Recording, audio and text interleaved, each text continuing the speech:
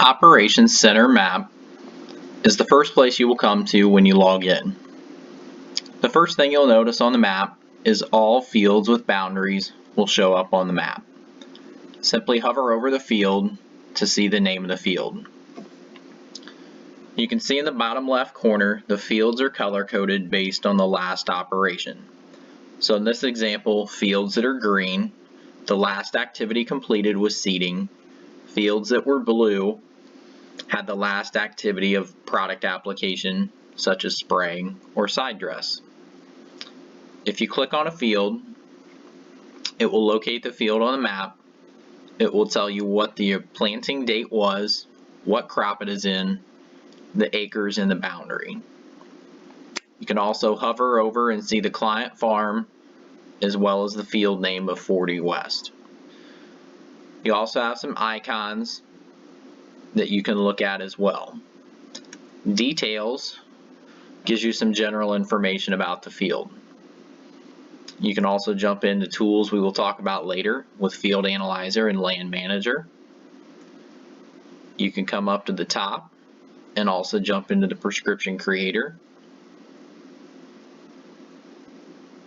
If you need to merge a field together with another field, you can select Merge, select another field out of the list to merge together, and click Merge. If at some point down the road you need to unmerge the fields, there is an Unmerge button as well, and the fields that have been merged into the current field would be listed to unmerge. The next icon is for Field Analyzer, which is a link to open Field Analyzer. We will talk about that later. The arrow is to get directions to the field. The check mark is to set up jobs. Jobs are not typically used by most Operations Center users. The last icon, which is a map pin, will take you into Land Manager, which we will talk about later, to look at boundaries and guidance track setup. Another thing you will notice on the map is you will see all of your JD-Link enabled machines. The little icon with the map pin with the black line through it designates none of the current machines have a recently updated location in the last 15 minutes.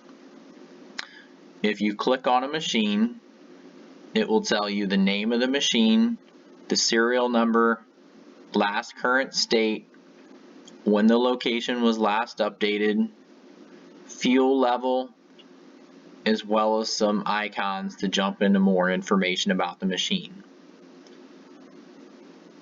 The I symbol is information about the machine. We can see engine hours, separator hours, JD-Link MTG information. If there's a display connected through Ethernet, we can see what display it is, what the serial number is, and what the current software version is. We can also view our JD-Link subscription information and see what type of subscription we have and when it will expire.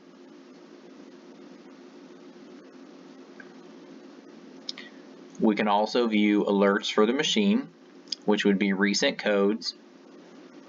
We can start a remote display access session with the machine by viewing display. We can send it a file through wireless data transfer, and we can also set up offsets to be used in the display in the machine. If I would like to change those, simply click Edit. We can change the connection type, steering axle, and then go through our offsets. Once complete, hit Save.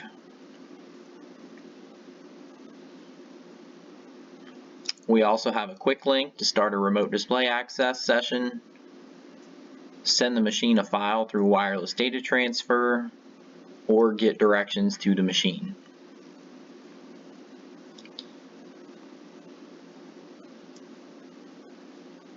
If we click on a machine, it will also show us the location history for the current day. So I can see this 8345R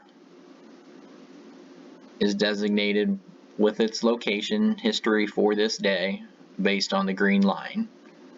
Other machines that have traveled to different locations will show a white line. If I select the 7230R, I can see this machine traveled away from the field to complete field activities. I can follow the location history of that machine and see where all it traveled on that specific day. If you hover over the location history traveled path, you will see what machine it was, and it will give you an approximate time of where it was in that location.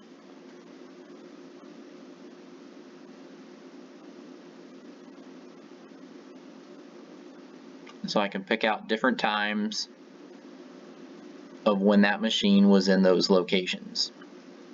You can also go to the gear icon and decide whether you would like to show equipment on the map or not. Turn location history on or off. You also have the ability to go in and pick out different days on the calendar to view location history. So if I choose a different day,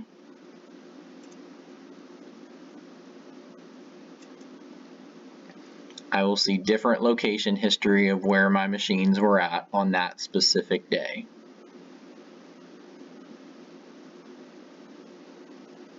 I can also turn the fields on and off the map and turn on weather radar.